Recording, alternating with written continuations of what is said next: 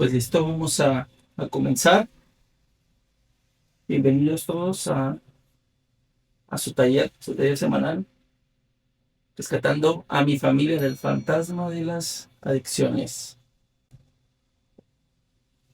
Y los temas son ciclo vital de la familia y familia nido de adicción. Pues bien, vamos a darle porque se nos hace de noche.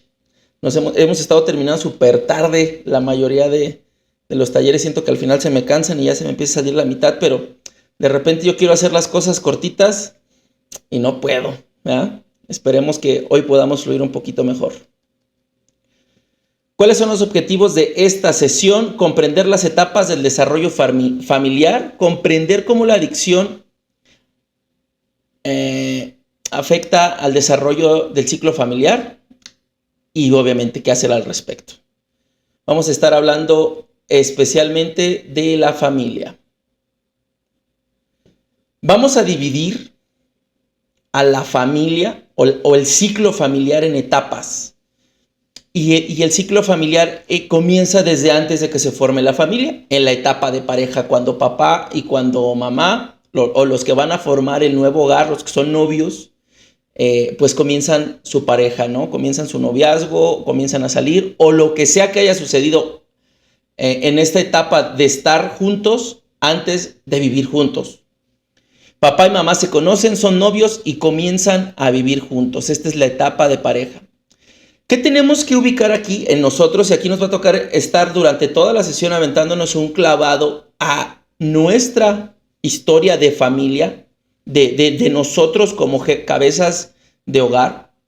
Y es cómo me conocí con el papá de mis hijos o de mi hijo, el que está teniendo problemas de adicción, o tal vez pues si he tenido más de una pareja con la que he vivido, con la que tengo hijos, cómo me he conocido con ellos, porque esta etapa de pareja, igual que todas las etapas que vamos a analizar ahorita, tienen un montón que ver con el desarrollo de adicciones en adelante. Entonces, ¿cómo nos conocimos? ¿En dónde? Dice cuánto tiempo duró el noviazgo, se conocieron lo suficiente, o sucedió que empezamos a salir y pues bueno, hubo un embarazo que no estaba planeado y de ahí nos tocó empezar a vivir juntos, o de ahí nos casamos o nos casaron. Ninguno de los dos nos queríamos casar, realmente deseábamos formar una familia. Estas respuestas, aunque a lo mejor sucedieron hace un montón de tiempo, el día de hoy es momento de que las volvamos a analizar, a cuestionarnos. Oye, ¿verdaderamente nosotros queríamos formar una familia? ¿O simplemente fue algo que sucedió porque pues ya no hubo de otra, porque era lo correcto? Y aquí nos vamos a ir parando en lugares donde tendremos que cuestionarnos lo que es correcto. Ajá. Es importante para poder comenzar a analizar todo. Nos iremos dando cuenta de que no hay correcto e incorrecto, no hay bueno y malo. De repente es un concepto que cuesta digerirse un poco, porque estamos todos, o la mayoría estamos acostumbrados a ver las cosas en bueno y malo, en blanco y negro. Y la vida no es ni blanca ni es negra. Tiene matices y en su mayoría cuando la empezamos a ver un poquito más desde afuera nos vamos a dar cuenta que es gris. En algunos grises más oscuros, en algunos grises más claros. Pero nada ni es bueno ni es malo, solo es. Nosotros somos los que le damos el sentido de agradable o desagradable a las cosas que empezamos a enfrentar. Entonces, ¿realmente deseábamos formar una familia? Si la respuesta es no, está bien, no pasa nada. Pero tenemos que ubicar que esta ya es una situación que desde que antes, probablemente de que nuestros hijos nacieran, ya estaban empezándose a poner situaciones que estaban preparando el terreno para tener un hijo o hijos adictos. Comenzaron a vivir juntos por convicción propia o se vieron obligados a hacerlo. Vivir en pareja parecía una mejor opción que continuar viviendo con sus padres. Ahorita es cuestionarnos. ¿Cómo fue mi etapa de pareja antes de tener hijos? Porque el asunto de cómo nos conocimos, en dónde nos conocimos, de dónde sacaste a esta persona o de dónde pues te sacó. ¿Qué estaba viviendo cada uno? Estaban demasiado jóvenes, estaban ya algo maduros. El cómo se conocieron para mí es una de las cosas muchísimo más importantes que todo. Y de aquí va a partir, porque esta es la base de la familia. El cómo comenzó la familia va a poner las bases, va a sentar las bases. Es como si pusiera las reglas de a qué vamos a jugar de aquí en adelante, porque el comienzo de la relación en pareja a veces es la parte más difícil, cuando empezamos a vivir juntos, cuando nos empezamos a adaptar, el si quiero, el no quiero, este tipo de cosas, comiéncelas a cuestionar cuánto tiempo duró el noviazgo. O sea, verdaderamente hubo una etapa de noviazgo, 1 año, 2 años, 3 años, o simplemente fueron 2, 3 meses, 2, 3 semanas, unos o 4 o 5 meses y pues a vivir juntos o a tener hijos, porque esto nos llena de frustración. En el momento cuando pues ya uno está esperando un hijo, un bebé, cuando ya uno se tiene que juntar o se tiene que casar, estas cosas de repente, aunque nos abruman, uno no las enfrenta realmente. Uno empieza a salir por las tangentes, uno empieza a enfocarse en, pues es que ahorita tengo que ocuparme del bebé, ahorita tengo que ocuparme de generar dinero, ahorita tengo que atender muchas cosas y no me detengo a cuestionarme a profundidad por qué estoy tomando esta decisión, o si la estoy tomando porque verdaderamente es algo que nace de mí, o simplemente porque creo que es lo correcto, o porque me dijeron que es lo correcto. Entonces, ubicamos este primer escenario y vamos a ir entendiendo cómo la frustración de la que nos podemos llenar, los miedos, las culpas que se generan en esta etapa de pareja, van a empezar a acumularse, van a empezar a crecer y con los años van a empezar a brotar, ¿sí? Conforme vaya pasando el tiempo, estas cosas que se fueron acumulando porque no tuvimos tiempo de atenderlas como se debía cuando estaban sucediendo, al paso de los años van a brotar y nos van a hacernos, o van a hacer que nos enfrentemos a cosas, o por lo menos van a poner cosas enfrente y vamos a ver de qué manera las enfrentamos. Ahora, bueno, viene la segunda etapa, que es familia con hijos pequeños. ¿Qué sucede? Y esta presentación, este taller del día de hoy, va a estar lleno de preguntas. Más que de respuestas, va a estar lleno de preguntas. ¿Por qué? Porque las respuestas no son las importantes. O el que yo dé una respuesta de qué es lo correcto no es lo importante.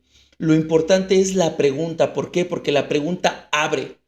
La pregunta rompe, la pregunta viene. Lo que hemos estado viviendo a lo largo de estas semanas, lo importante no es la respuesta, ni yo tampoco les puedo dar una respuesta correcta de qué es lo que tendríamos que haber resuelto aquí. No, lo importante es la pregunta. ¿Por qué? Porque a lo mejor tenemos una respuesta ahorita y si nos volvemos a hacer esta misma pregunta dentro de 1 año o dentro de 10, seguro estoy que la respuesta va a ser otra. Por eso les digo, la respuesta no es lo importante.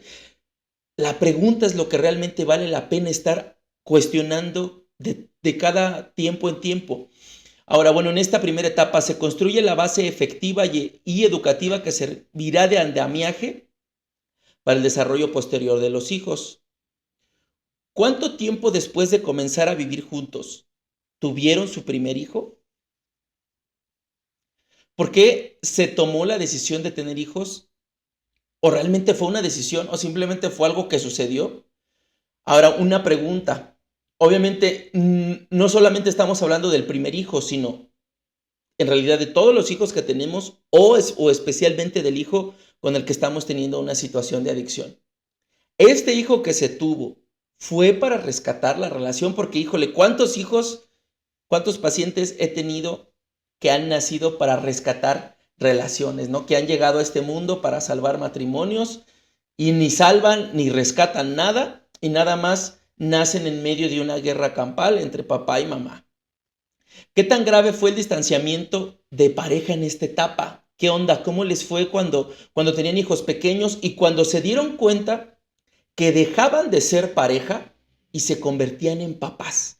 Cuando viene este cambio tan drástico, cuando parejas tuvieron noviazgos, vamos a decir, relativamente estables, que duraron a través del tiempo, que fueron novios, que se quisieron mucho, vamos a pensar, y de repente viene el hijo, viene el primer hijo, los primeros hijos, pareciera que acabas de perder a tu pareja, ¿no? Que parece, si te casaste o te juntaste enamorado, pareciera que estás perdiendo el amor de tu vida y que lo que estás adquiriendo ahora es un socio en el proyecto que es sus hijos o nuestros hijos. ¿Cómo vivieron esta etapa de dejar de ser pareja? Incluso a veces sentimos que dejamos de ser personas, que dejamos de ser humanos para convertirnos en papás. Este es el primer paradigma al que nos enfrentamos. Esta es la primera cuestión así súper fuerte con la que nos chocamos o nos estrellamos de frente. ¿Por qué? Porque sin darnos cuenta empezamos o dejamos de ser seres humanos y nos vamos convirtiendo en papás solamente. Todo lo demás deja de ser importante porque pareciera que lo único importante ahora es sacar adelante pues estos niños que están naciendo, pues sí, pues porque ellos no tienen la capacidad de valerse por sí mismos, porque ellos no tienen las fuerzas, no tienen la energía, no tienen la inteligencia, o si definitivamente dimos la vuelta al compromiso de nuestros hijos y se los dejamos encargados a alguien, una familia con hijos pequeños que sus papás nos están haciendo cargo de ellos, tal vez son los abuelos, tal vez algún tío o alguien más está haciéndose cargo de los hijos, porque generalmente cuando nacen y en estos primeros años se vive una crisis súper fuerte, no solo en la mujer, sino también en el hombre. Así como la mujer tiene esta depresión o esta crisis posparto, el hombre también pasa por una situación muy compleja, especialmente con el primer hijo, cuando tiene que asimilar que dejó de ser un ser independiente y ahora hay gente que depende de él. Entonces, ¿cómo viviste esta parte? ¿Cómo fue el distanciamiento? O realmente en lugar de separarlos, los unió más, los hizo más fuertes, los hizo más estrechos? ¿O de repente parecía que ya estabas viviendo completamente con un desconocido? Tiempo que se dedicó al cuidado del hijo pequeño, ¿hubo abandono? ¿Qué tanto tiempo se le dedicó? ¿Fueron hijos de guardería y no porque esté mal? ¿Fueron hijos criados por abuelos? Y tampoco quiero insinuar que esté mal, solo es el cuestionarnos cómo fue. Eh, Mamá se quedó en casa a cuidarlos y papá fue a trabajar, o mamá se fue a trabajar y papá se quedó a cuidar a los hijos, o simplemente se echaron ahí un round para cuidar al primero y después el primero empezó a cuidar al segundo y al tercero y luego el segundo empezó a cuidar al tercero y al cuarto, no sé cuántos hijos hayan tenido. ¿Cómo fue este tiempo que le dedicamos a nuestros hijos pequeños? ¿Creemos que fue el tiempo suficiente? ¿Creemos que no fue el tiempo suficiente? Porque todas estas cositas nos van a ir dando los indicadores que nos van llevando a cocinar a un paciente adicto. Los pacientes adictos, los adictos se cocinan en casa. Y esto es algo que tenemos que repetir porque tenemos que tenerlo bien claro. No se cocinan en la calle. Ajá. Nuestros hijos no se perdieron en el momento que tocaron la calle. Nuestros hijos fueron a la calle porque dentro de casa no había el acompañamiento, porque no había el amor de la manera correcta, en la medida correcta. Es lo que hemos estado analizando con las preguntas, porque el verdadero amor no es darlo todo sin condiciones, pero tampoco es limitarlo todo y ser un sargento y ser un gendarme en casa y que todo se haga exactamente de esta manera, sino es el equilibrio, el balance entre la disciplina y los límites y el amor que todo lo da y que todo lo perdona. Cuando encontramos esta unión, que es lo que hemos estado analizando, es que nuestros hijos pueden comenzar a sentir que realmente son parte de algo. Generalmente nunca es así. ¿Por qué? Porque nadie nos enseña. Porque la manera que nosotros concebimos de dar el amor fue como nos lo dieron a nosotros. Y la mayoría de nosotros tomamos uno de dos caminos. O replicamos el tipo de amor que nos dieron, porque es el que conocemos, o nos vamos al otro extremo y queremos dar un amor completamente opuesto, porque nuestras heridas, nuestros traumas, las situaciones de nuestro pasado nos llevan al punto de que estamos convencidos que lo que nos dieron fue tan malo que no estamos dispuestos a darlo, pero nos vamos hasta el otro extremo generalmente y terminamos llevando a nuestra familia a un lugar muy parecido, solo que en el otro extremo. Entonces, bueno, hubo abandono en estos hijos pequeños, se generaron vínculos de dependencias saludables, lo que hablábamos ahorita sobre protección, violencia, se generó este tipo de situaciones con nuestros hijos en los que hubo una sobreprotección que, que no les permitimos que vivieran nada o, o esta misma sobreprotección se convirtió en violencia o lo que hablábamos ahorita, se les permitió todo, no hubo ningún tipo de límite. Pregunta importante, ¿se presentó algún trastorno de déficit de atención o de hiperactividad, depresión o algo relacionado con estos temas? Y si se presentó, ¿lo pudimos detectar a tiempo? Y si lo pudimos detectar a tiempo, tomamos cartas en el asunto, nuestro hijo, nuestro paciente pudo tomar la terapia pertinente para el trastorno que estaba viviendo o simplemente fue algo que vimos y que pensamos que después se le iba a pasar o ni siquiera nos dimos cuenta. ¿Cuándo es que no nos damos cuenta de que estas cosas o de que estos trastornos se están presentando? Generalmente cuando los hijos crecieron solos y a veces pues ni modo, así ha tocado. ¿Por qué? Porque toca ir a trabajar, toca ir a conseguir el pan, las rentas no se pagan solas, la comida no se paga sola. De nuevo, esto no es para culparnos, sino para ubicar de dónde viene nuestra familia, cómo es que nuestra familia se desarrolló. En esta etapa me observo a mí o a mi pareja consumiendo alguna sustancia. O sea, nuestro hijo nos observó consumiendo algo, lo que fuera, cualquier sustancia, alcohol, cigarro y bueno, marihuana o metanfetaminas, anfetaminas, solventes. Y aunque podamos decir, no, pues es que pues es bien común. Es bien común que el primer trago de cualquier persona se lo haya dado su tío, que se lo haya dado su papá, su primer cerveza a veces la tomaron con papá en una Navidad, en una fiesta, en algún cumpleaños y ya estás grandecito, ya eres adolescente, pero aún antes de llegar a ese punto, nos vieron hacerlo. Fuimos parte de presentar el consumo de sustancias en nuestra familia, porque pues suele ser así. La mayoría de las veces quien presenta la sustancia al paciente es papá o es mamá o es un hermano mayor. Muy bien, avanza el ciclo de familia y ahora tenemos hijos adolescentes. En este punto se debe de permitir mayor independencia al adolescente al mismo tiempo que se mantiene el apoyo y la guía parental. La primera pregunta que tendríamos que contestarnos cuando cruzamos por esta etapa o si estamos cruzando por esta etapa familia con hijos adolescentes es ¿quién está a cargo? ¿Quién es el que manda en casa? A veces es papá, está bien. A veces es mamá, está bien. A veces hay un liderazgo compartido. Si de repente quien toma las riendas de algunos asuntos es papá, pero quien toma las riendas de estos otros es mamá, está bien. ¿Cuál es el asunto? Cuando no es ni papá ni mamá, sino uno de los hijos, generalmente un adolescente.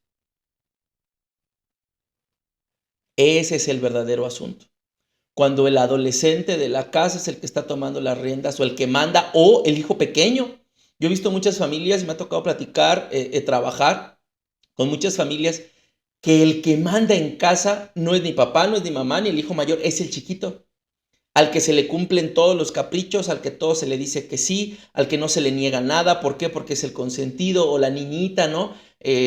La consentida de papá o el pequeñito, el consentido de mamá. El que está dirigiendo los asuntos en casa, el que si dice ranas saltan, el que si dice que quiere un dulce, en ese instante se mueve cielo, mar y tierra para conseguir lo que esté pidiendo. ¿Quién manda en casa?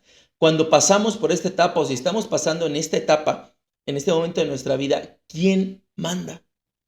¿Quién está llevando las riendas? ¿En qué momento perdimos el control? Porque obviamente si estamos hablando de un hogar con un paciente adicto que suele ser el hijo, pues en algún momento perdimos el control.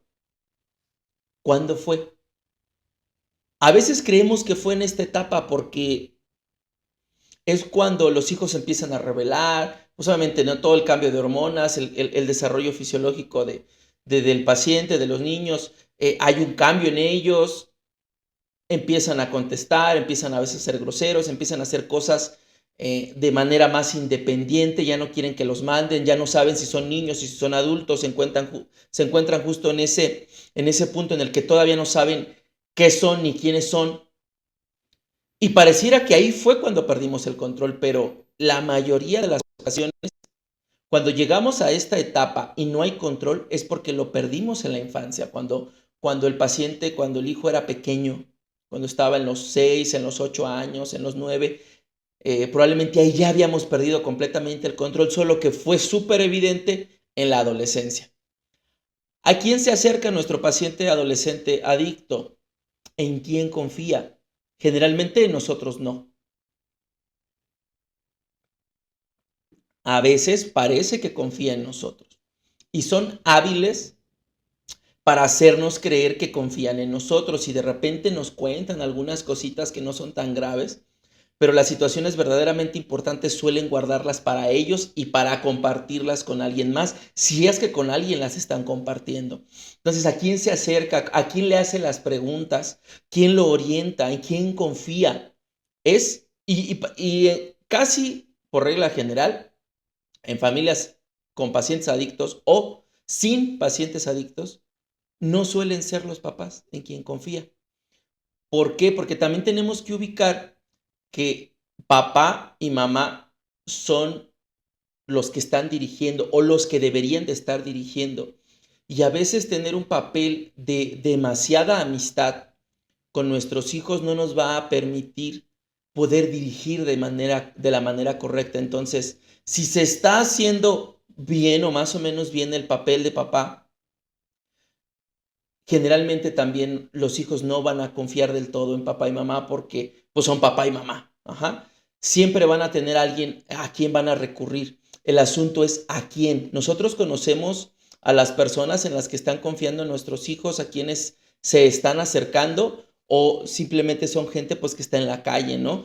¿En quién confiaría alguien a lo mejor que pudiera ser un buen apoyo aquí? Pues a lo mejor algún tío, los abuelos, ojalá no que fueran abuelos que entendieran lo que está pasando realmente con estos muchachos, algún tío que realmente esté centrado, ¿no? Que vaya caminando en la vida, pero suelen ser los compañeritos de la escuela, los de la cuadra o adultos que no son sus papás y que se divierten estando con ellos, pero que realmente no van a dirigir de la manera correcta. Permití que tomara decisiones propias, cómo reaccioné a sus equivocaciones, porque ahorita de repente pareciera que hablamos de simplemente hijos adolescentes a los que nadie está prestando atención o que están creciendo solos, pero está el otro lado, en el que son adolescentes y no les permitimos nada.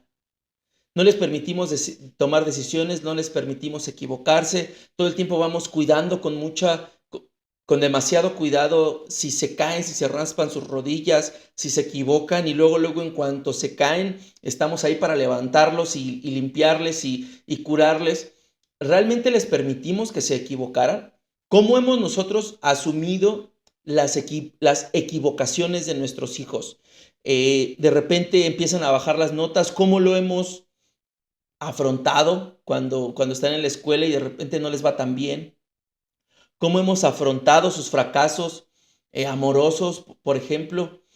O les hemos permitido que desarrollen esta parte o han tenido que hacerlo escondidas porque no se los hemos permitido, porque recordemos que en la mayoría de las cosas lo que no les permitimos simplemente encontrarán la manera de hacerlo a escondidas, pero esto no nos puede llevar a un punto en el que les permitamos todo, sino que debe de haber ahí un equilibrio de nuevo entre lo que se les permite y lo que no.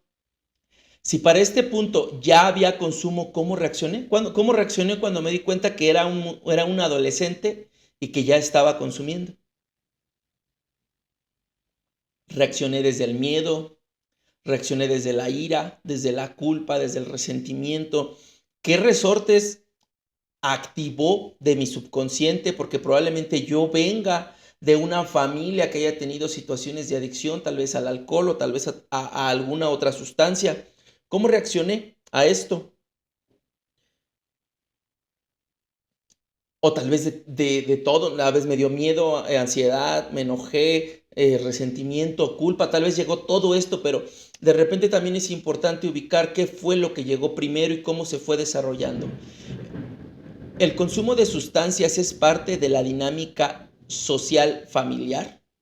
Tenemos, de repente hay familias que todo gira en torno a la fiesta, a las fiestas de fin de semana, todo gira en torno a los eventos sociales, los cumpleaños, las fechas, Navidad, de Año Nuevo, Semana Santa, todas estas cosas.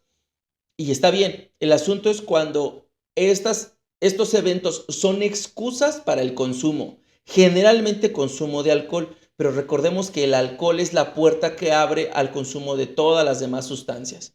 La marihuana junto con el alcohol son las puertas que abren para que el paciente en un futuro vaya a conocer todas las demás sustancias. ¿De qué forma he reaccionado a su rebeldía? He reaccionado con culpa, he reaccionado con ira, castigándolo, amenazándolo. ¿Cómo ha sido mi reacción? Porque generalmente en la mayoría de los casos va a llegar este momento de rebeldía. Y si no llega este momento de rebeldía en la adolescencia, que es cuando tiene que llegar, va a llegar en su etapa adulta, ya cuando esté casado o ya cuando esté trabajando.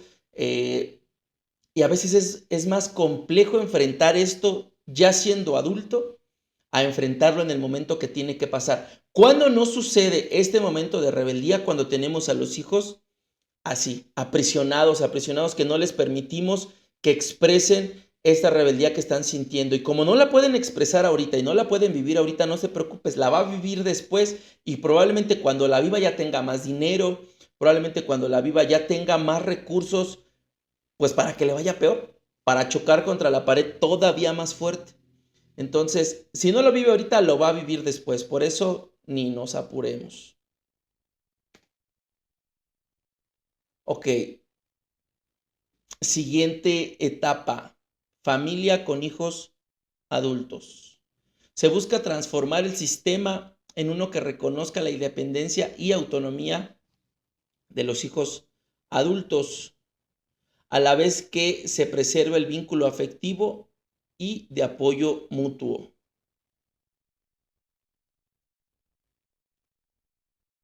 La primera pregunta está bien interesante, ¿no? ¿De qué forma se fragmentó la familia? Porque cuando llegan los hijos adultos, sí o sí, se debería de fragmentar la familia. Esto es lo que tiene que pasar. ¿Cuándo no sucede? Pues cuando los hijos se quedan, ¿no?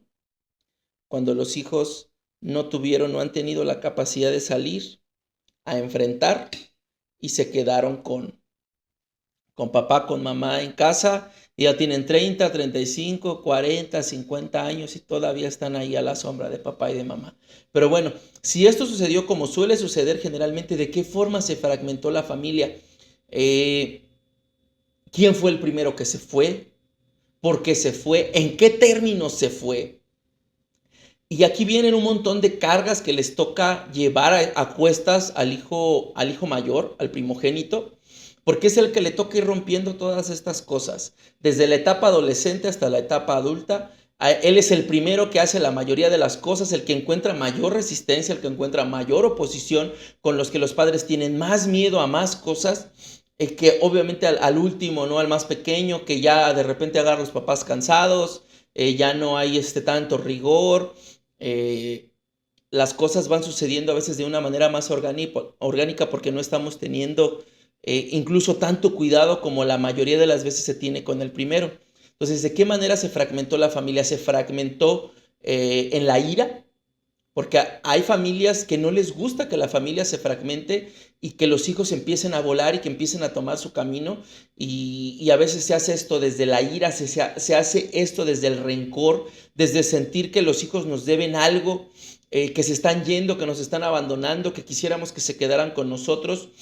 o fue algo que nosotros mismos propiciamos y no porque los corriéramos, sino porque nos dio gusto saber que estaban avanzando y aunque nos dolía y aunque nos pesaba, porque pues sí hay una parte de nosotros que quisiera que siempre estuvieran ahí con nosotros, entendimos que era momento de que se fueran. Y hay veces que esto sucede muy pronto, hay veces que sucede mucho tiempo después. Tiene que ser en un momento preciso, porque sucede antes, al hijo le faltó acompañamiento, al hijo le faltó apoyo, le faltó desarrollar sus redes que lo van a respaldar cuando esté creciendo. O si fue mucho tiempo después, pues el hijo se vuelve dependiente. ¿Ya pudimos cortar la dependencia que se generó en la etapa infantil? Creo que hablábamos de esto en la primera sesión. Es importante que cuando tenemos un hijo muy pequeño, que es un bebé o que es un niño en su primera etapa, estemos completamente al pendiente de él.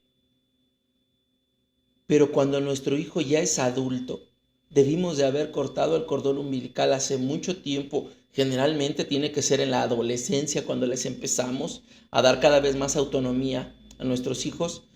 Cuando no lo hemos hecho, cuando no hemos podido cortar con el cordón, con la dependencia, tanto que ellos tienen hacia nosotros como nosotros tenemos hacia con ellos, porque recordemos que la codependencia es un asunto que va y que viene. Así como el paciente depende de mí para que yo resuelva sus problemas, yo dependo del paciente para que pueda yo tener sentido. Recordemos, estamos hablando de este nuevo personaje que estamos viviendo, que es el personaje de papá, que es el personaje de mamá, que primero nos costó trabajo asimilar, que opusimos resistencia para enfrentarnos a este papel de padres generalmente, pero después de algunos años lo interiorizamos, lo hicimos nuestro y ahora es nuestra nueva identidad, es ahora lo que somos.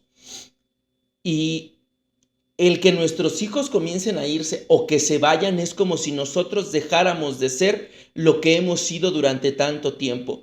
Por eso duele tanto o esa es una de las razones por las que duele tanto la separación con los hijos, no tanto porque se vayan, no tanto porque ya no vayan a estar en casa, sino porque esto empieza a derrumbar el personaje, la identidad que tanto trabajo nos costó formar a lo largo de los años.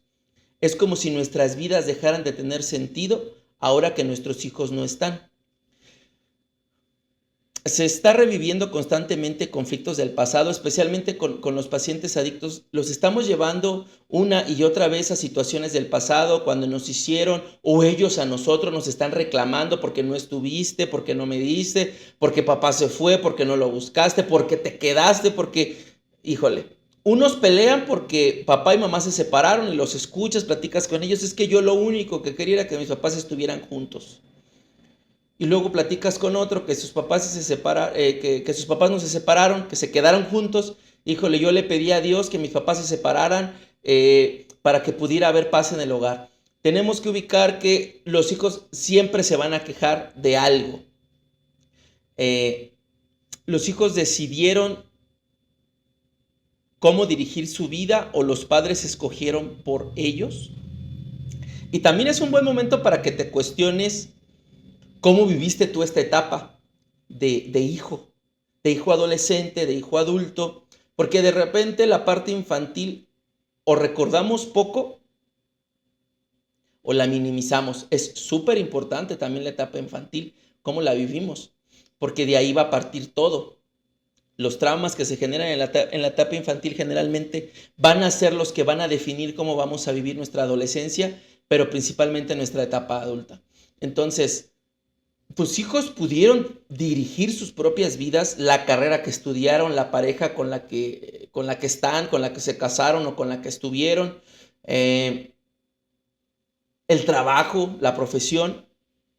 ¿Fueron ellos quienes decidieron estas cosas o fuimos nosotros como papás los que de una manera directa o indirecta los fuimos llevando? Porque a veces imponemos las cosas así con todas las letras y vas a ser doctor porque en la familia es una familia de doctores, o vas a ser albañil porque es una familia de albañiles, o de una manera muchísimo más sutil fuimos tratando de dirigir sus vidas, como guiándolos, como persuadiéndolos. Se llama manipular, manipulándoles para que tomaran las decisiones que nosotros creíamos que eran correctas. Ahora, ¿qué tanto de lo que hemos llevado a vivir a nuestros hijos es producto de nuestros propios traumas, de nuestras propias frustraciones? Lo podemos observar y analizar esto desde cosas bien sencillas, con qué tan duro fuiste con ellos, porque probablemente qué tan duro fuiste con ellos va a depender de si fueron muy duros o no contigo. Qué tan estricto fuiste con ellos a la hora de los estudios va a depender de qué tanto fueron contigo. No quiere decir que lo que te dieron a ti, lo decíamos hace rato, es lo que tú vayas a dar. A veces cuando contigo fueron demasiado estrictos y te hicieron sufrir siendo tan rígidos, a veces lo único que queremos es que nuestros hijos no vivan esa misma rigidez. Y a lo mejor en ese tema en específico no la viven, pero seguramente en otros sí, porque de alguna manera vamos a replicar el patrón de conducta que aprendimos cuando éramos niños. Ahora, ¿hemos estado dirigiendo sus vidas aún de adultos? De repente están estos hijos varones principalmente que están corriendo constantemente a los brazos de mamá porque no han podido desprenderse, ya no viven con ella, ya están casados o ya se juntaron o ya se divorciaron y ya se volvieron a casar y todavía no han podido cortarse el cordón umbilical, no han podido continuar con sus vidas. Ahora, nosotros estamos siendo ese tipo de padres que seguimos metiéndonos en la vida de nuestros hijos, adictos aún, o sea, aunque sean adictos, estamos siendo o metiéndonos en asuntos que no nos corresponden. ¿O les estamos permitiendo a ellos que decidan estas cosas? Porque ellos siguen acudiendo a nosotros cuando lo hacen, porque nosotros seguimos respondiendo, porque nosotros seguimos resolviendo los asuntos. En el momento en el que nosotros dejamos de resolver, obviamente viene el conflicto, viene la batalla. ¿Por qué? Porque está acostumbrado y le hemos hecho creer que es nuestra responsabilidad resolver sus asuntos. Y como lo dejamos de hacer, obviamente se enoja y nosotros nos sentimos culpables y nos llenamos de miedo, nos llenamos de enojo. Pero cuando somos capaces de aguantar y dejamos de resolver, en algún momento ellos dejan de esperar que nosotros resolvamos. El asunto es, ¿ya lo hicimos? ¿Cómo ha afectado a toda la familia el consumo del paciente, de este paciente, pues ya en esta etapa que es adulto? Generalmente cuando empezamos a tener hijos adultos, pues los que vienen atrás, pues también ya se van acercando a esta etapa de adultez, pero si tenemos un hijo pequeño en casa y un hijo adulto, el hijo adulto ya está consumiendo, ¿cómo está influyendo lo que estamos viviendo con nuestro hijo adulto que consume?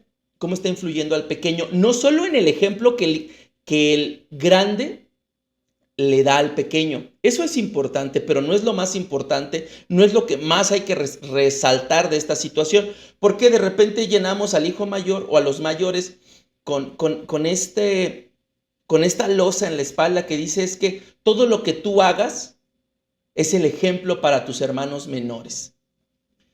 Y es verdad, pero es una losa que él no escogió, que él no está pretendiendo vivir y que va a pelear y que va a tratar de quitársela a lo largo de los años. Bueno, sí es importante el ejemplo que dé el hermano mayor a los menores, sí es importante, pero no es lo más importante. Lo más importante es si le estamos prestando la atención adecuada a los menores y no los estamos dejando de atender porque estamos tratando de resolver esta situación con los mayores. Ajá. Un ejemplo de un caso real de un adicto. Él veía cómo su mamá y su papá todas las noches, o bueno, casi todas las noches, salían a buscar al hijo mayor que era el adicto, era alcohólico y era drogadicto. Y todas las noches salían a buscarlo, de repente abajo de los coches, en algún momento también le tocó a él ir a buscarlo, junto a su mamá, ver cómo esperaban despiertos a su hermano mayor. Y de alguna manera, él crece molesto con su hermano mayor por varias razones. Primero, porque ve a mamá sufrir por él, porque ve a papá enojarse por él. Llega a papá y se está enfrentando a estas situaciones con su hermano mayor, se pone de malas y con los que se desquita suele ser con los menores. Entonces se empieza a enojar con su hermano mayor porque por él toda la situación en casa está poniéndose tensa, está volviéndose tensa. Se enoja con su hermano mayor porque pareciera que está atentando, y es lo que está haciendo, contra la familia. Dice Inés que apenas se pudo conectar. Bienvenida, bienvenida. ¿Está atentando el hermano mayor contra el bienestar de la casa? Claro que lo está haciendo, pero él no es que esté buscando destruir a la familia, él está buscando encontrar la manera de lidiar con las cosas que se le están presentando, por eso consume. ¿Qué más empezaba a suceder? Cuando él veía a su hermano mayor enfrentarse a papá, enfrentarse a mamá y de alguna manera salirse con la suya, porque es lo que la mayoría de los pacientes adictos cuando están peleando con papá y mamá logran, salirse con la suya, ponerse al tú por tú con la autoridad y parece que sale triunfando al mismo tiempo que está molesto con él por todo lo que está generando en casa, al mismo tiempo lo empieza a admirar. ¿Por qué? Porque es el único que tiene el valor de plantar cara a papá, porque es el único que tiene el valor de expresar o de irse o de hacer y de deshacer. Y se empieza a generar un sentimiento combinado entre la admiración y la ira y el resentimiento. Cuando este hijo menor crece, como toda la atención estaba centrada, todas las luces, los focos, las cámaras estaban vueltas hacia el paciente adicto, ¿qué crees que va a hacer esta persona que apenas está creciendo? Él también quiere cámaras, él también quiere luces, él también quiere atención. Mi hermano mayor lo logró consumiendo. No es una decisión que tomen de manera consciente, obviamente. Es algo que sucede a nivel inconsciente o subconsciente. Empiezo a repetir el patrón porque en mi interno yo sé que es la mejor manera que tengo para que mis papás me volteen a ver a mí también. Y también empieza a consumir. Poco a poco empieza a repetir los pasos que tuvo su héroe, porque de alguna manera su hermano mayor también va a ser su héroe. Entonces, cuando estamos teniendo un hijo adulto que está pasando por una etapa de adicción y tenemos hijos todavía más pequeños que están viviendo en casa, tenemos que recordar que los que necesitan la mayor atención son los pequeños. No es así como que pues el grande ya se echó a perder, ya que se las arregle solo. No, claro que no. Solo que tiene que tener la atención justa, la atención adecuada, que podamos voltear a verlo con amor, que podamos voltear a verlo también con límites y con disciplina, pero que no nos olvidemos de que atrás de él suele haber una hilerita de hermanos que también están pasándola mal y que de alguna manera cuando crezcan también van a buscar el refugio en la sustancia si no lo encuentran en la familia. ¿Cómo ha afectado? Bueno, quieren derechos de adulto, pero responsabilidades de niño, ¿no? Esta es la principal característica de cuando tenemos hijos adultos que están consumiendo. Quieren ser tomados en cuenta como adultos, pero no quieren, para sus derechos, para lo que se les da, para lo que ellos pueden obtener de nosotros, pero quieren ser tomados en cuenta como niños a la hora de que a ellos les toca aportar, ya sea materialmente, emocional o socialmente. Y venimos prácticamente al cierre del ciclo vital de la familia. Los psicólogos lo conocen como nido vacío. Es una etapa súper interesante porque es cuando los hijos se van o empiezan a irse.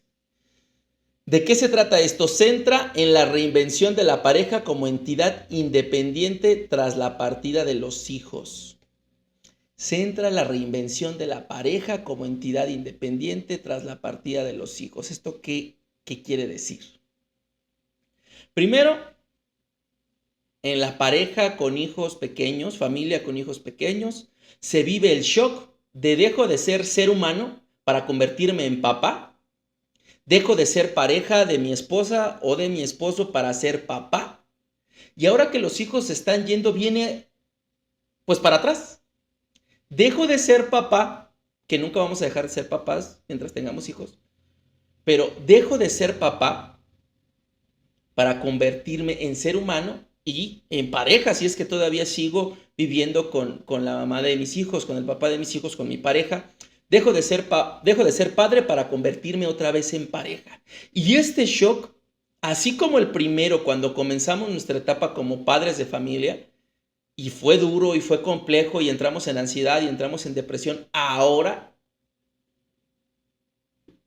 viene el proceso inverso. Es más complejo este proceso, o yo lo entiendo que es más complejo, porque ya somos seres humanos mucho más adultos y todo lo que conlleva que seamos más adultos, tenemos menos fuerza, sí tenemos más conocimiento, más experiencia, pero también pues de repente somos un poco más mañosos, somos más manipuladores, más chantajistas, tenemos más herramientas que cuando éramos apenas adultos jóvenes.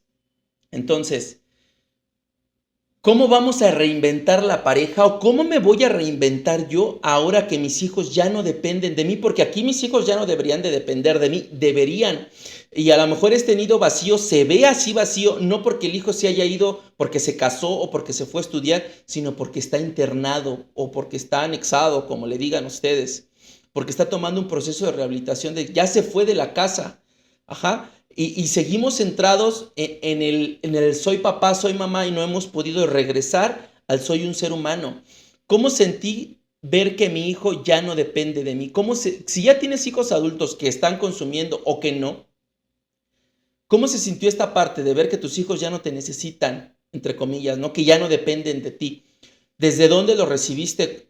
Lo recibiste desde, qué padre, porque ahora puedo ser más independiente y puedo enfrentarme a las cosas que siempre quise hacer, a mis sueños, a iniciar estos proyectos que tenían pausa, pues porque estaba ejerciendo mi paternidad o mi maternidad, o lo viviste desde la soledad, desde el miedo, desde la culpa. Aquí hay una situación que a veces nunca se quiere tocar, de la que nunca se quiere hablar, porque es incómoda, pero ya saben que conmigo hablamos puros temas incómodos, ¿no? Entonces, pues vamos a entrarle. De repente mamá o papá empiezan a enfermarse. Sí, por la edad, claro, ¿no? Porque ya están grandes. ¿Qué sucede? Se enferman y los hijos, ¿qué hacen? Regresan. Vuelven a prestar atención. Y obviamente no es que queramos estar enfermos, ni es que estemos fingiendo una enfermedad. Tampoco es que nos enfermemos a propósito. Son cosas que pasan a un nivel inconsciente.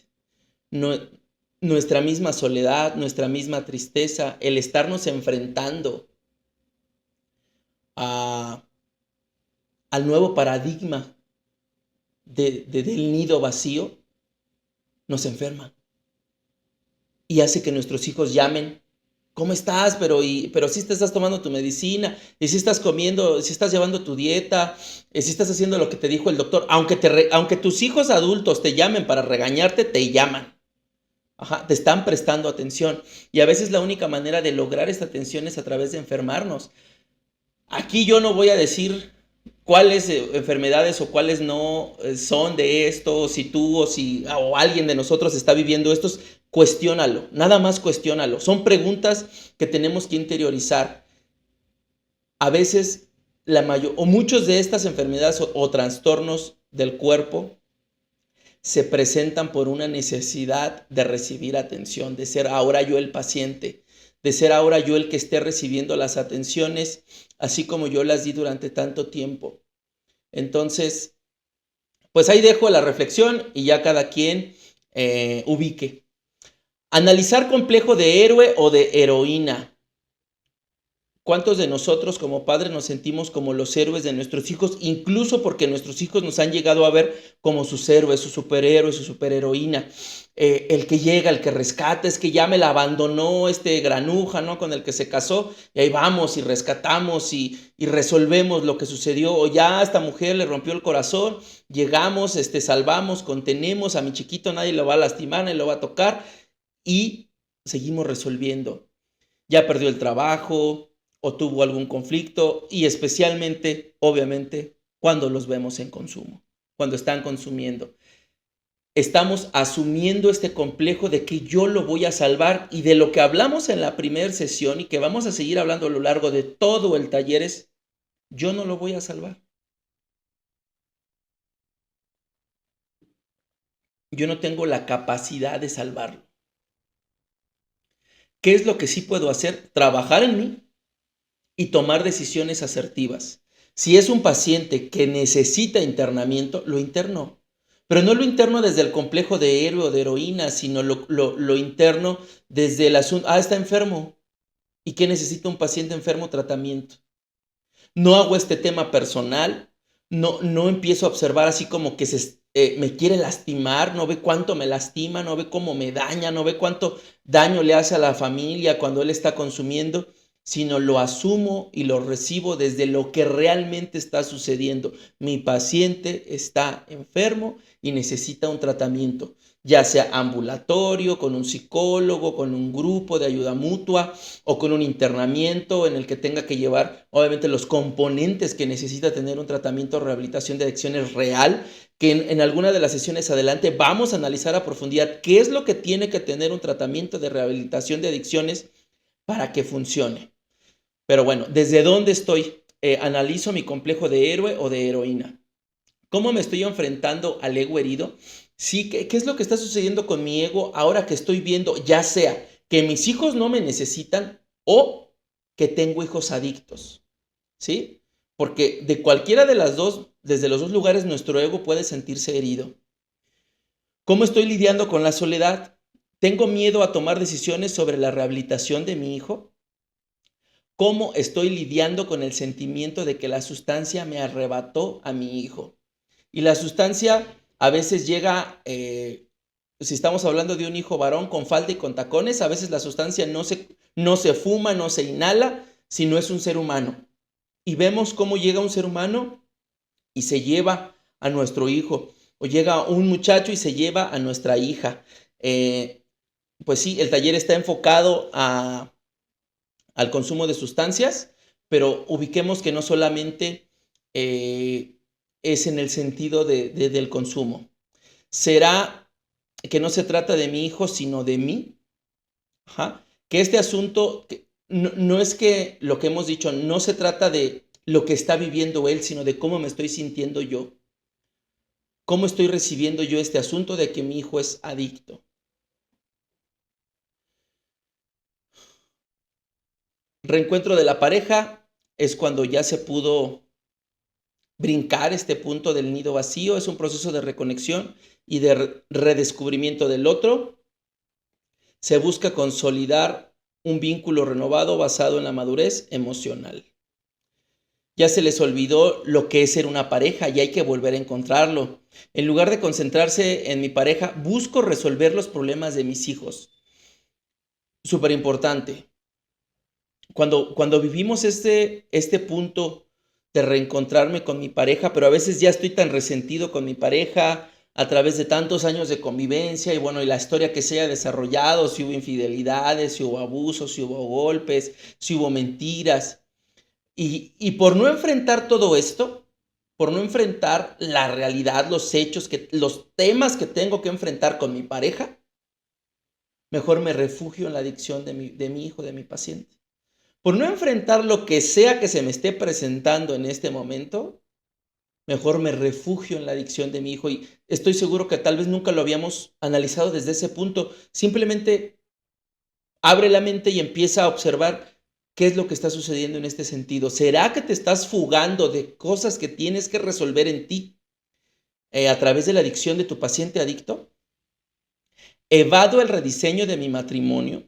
Para los que están casados, que ya a lo mejor matrimonios ya de más tiempo, estoy evadiendo el rediseño de este matrimonio. Concentración en el círculo de recaídas. Mediante el consumo del hijo se asegura de obtener atención y la padre se asegura de seguir siendo necesario o necesaria para su hijo.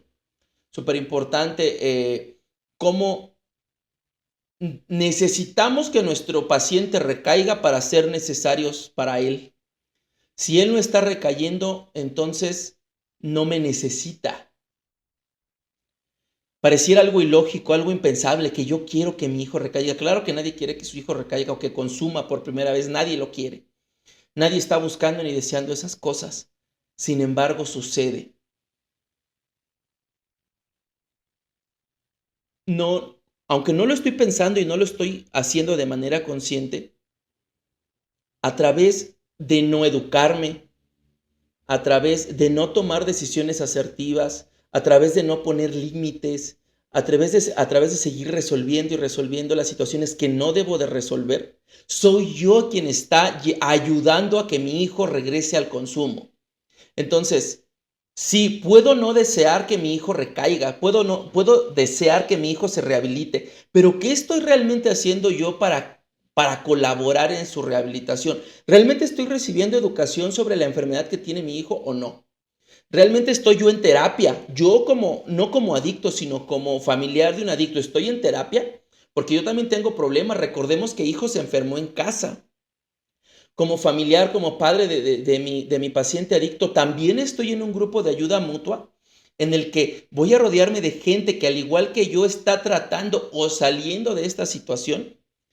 Porque si solamente digo que quiero ayudar a que mi hijo se rehabilite, pero no estoy haciendo nada coherente para ayudarlo a llegar a ese punto, no estoy ayudando, estoy estorbando en su proceso de rehabilitación y es donde esto se vuelve válido, ¿sí?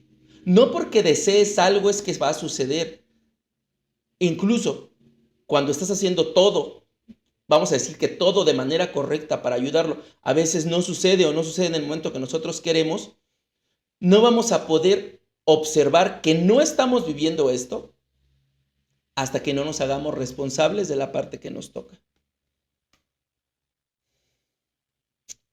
¿Cómo está afectando la adicción al ciclo vital de la familia? Obviamente, pues tendremos que analizar en qué punto del ciclo vital de la familia comenzó el consumo y en qué parte del ciclo vital de la familia nos encontramos ahorita. Si ya tenemos hijos adultos, todos nuestros hijos son adultos, pues obviamente estamos en esa etapa, ¿no? De hijos adultos que todavía viven en casa o hijos adultos que ya se fueron y el nido está vacío. Sin importar en qué etapa del ciclo vital nos encontremos, la pregunta es cómo está afectando, cómo no está permitiendo la adicción que nuestro ciclo familiar se dé de una manera sana. Analízalo.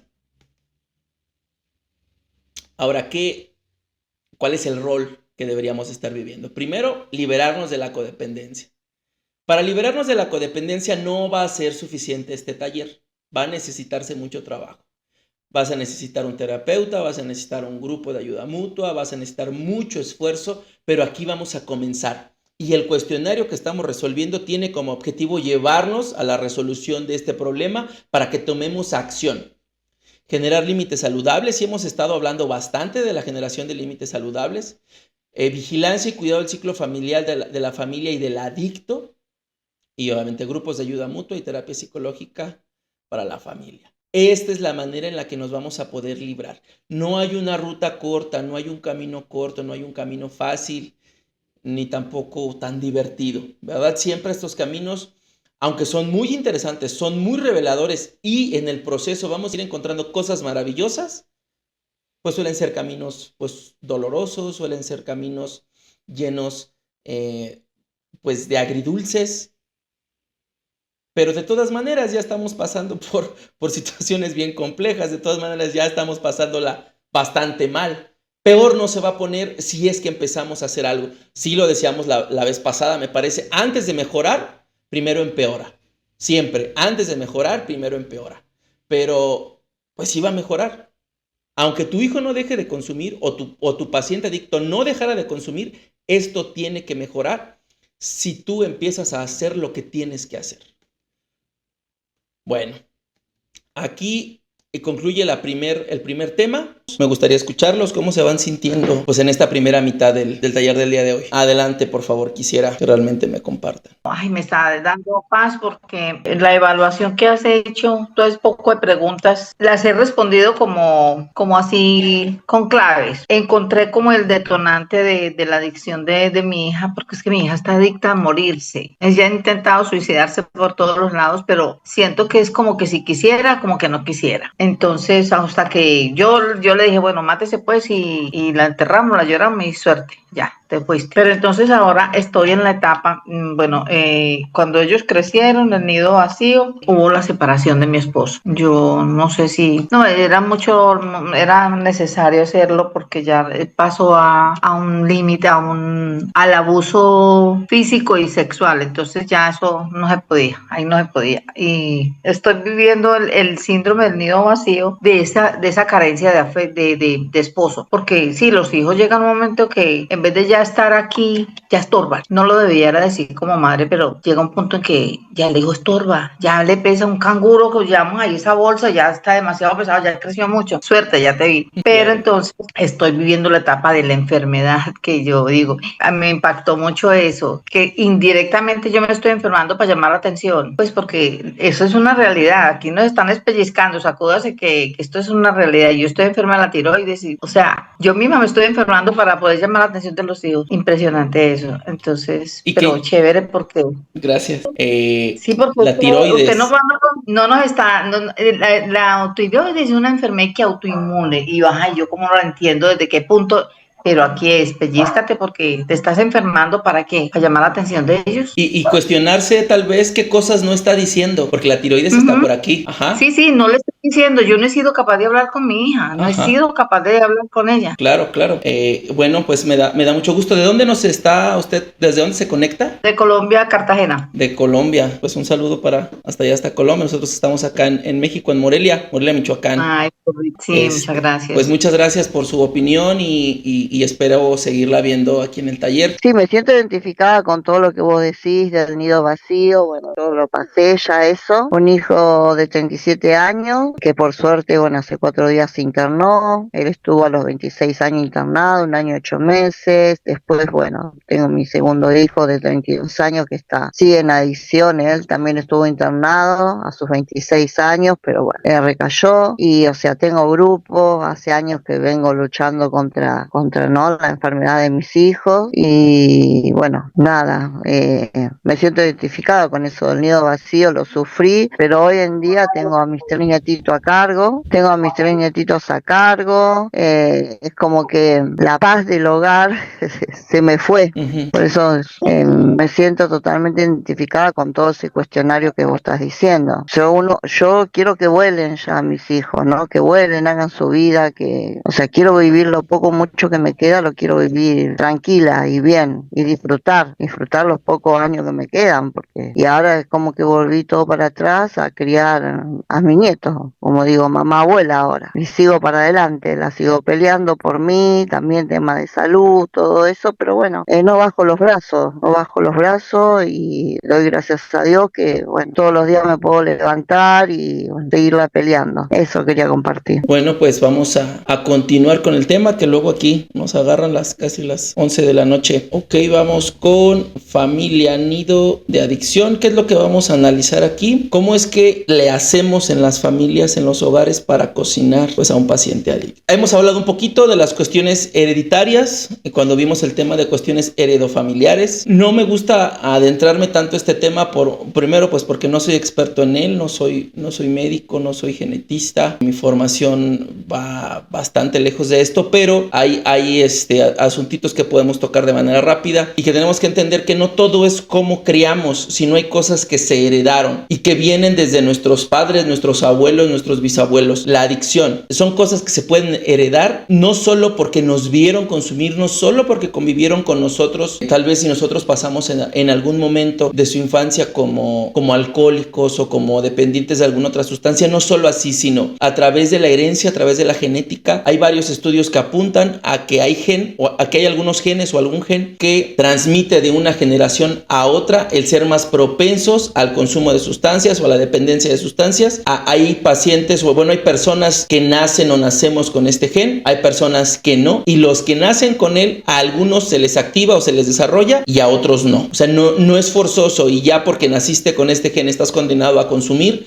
o a ser un adicto, no. Pero sí eres más propenso a que si sucede algún evento que haga detonar este gen, que seas más propenso al consumo o a la dependencia. Que también se puede heredar la ansiedad, que es el miedo excesivo, contención y preocupación constante. También se puede heredar la depresión, también la hiperactividad, la bipolaridad, la esquizofrenia, y muchos de estos trastornos pueden ir pasando de una generación a otra en mayor o en menor grado. Todas estas situaciones colaboran al asunto del consumo. Ok, factores psicosociales de la familia. Ver a padres o figuras de autoridad consumiendo. Esto es de lo más importante, que nos estén viendo nuestros hijos con una cerveza, que nos estén viendo con una cuba, que nos estén viendo cómo nuestra propia vida de adultos gira alrededor de alguna sustancia, aunque esta sea el alcohol y aunque este sea un consumo social o moderado. Sí, porque un niño no conoce de moderación. Ubiquemos que la mayoría de los adictos se quedaron atrapados en su etapa infantil porque tampoco conocen de moderación. Entonces, un ejemplo que vieron de nosotros que tal vez fue dentro de la moderación, y porque podríamos alegar y decir eso junto con ellos: oye, pero es que tú me viste tomar, pero yo lo hacía de manera moderada. Sí, pero el adicto no sabe de moderación. Entonces, incluso estos comportamientos controlados de consumo también pueden favorecer a que cocinemos hijos